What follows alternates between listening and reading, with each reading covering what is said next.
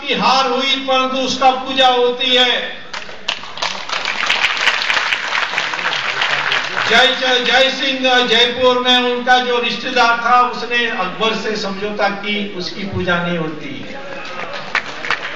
दक्षिण में भी कट्टाबोमन थे, उनको अंग्रेजों ने फांसी दिया, उसकी पूजा होती है।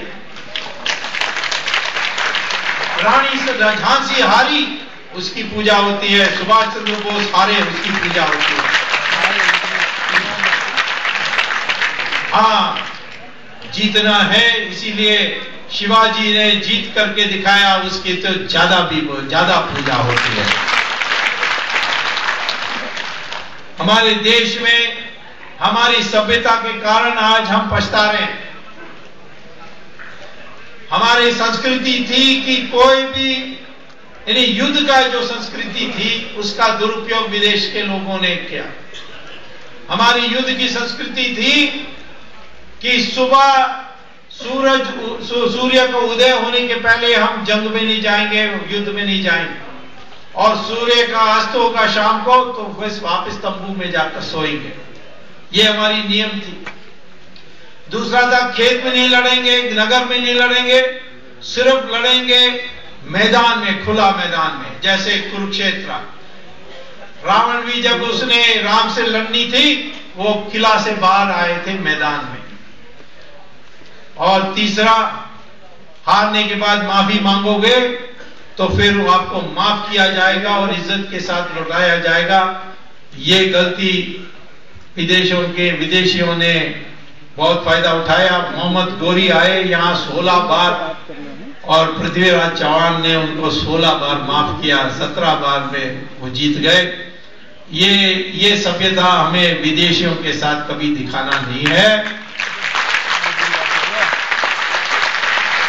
आज आतंकवाद को एक बार भी नहीं माफ करना है हमें इसकी वजह। इसीलिए मैं कह रहा हूं कि ये जो संस्कृति हमारी थी वो सभ्य समाज के लिए थी, लेकिन एक बात पर हमारी जो समाज की ढांचा बनी जिसमें आज विकृति आ गई है, वो विकृति आई हुई है वर्ण व्यवस्था, जो जन्म से जुड़ गई है।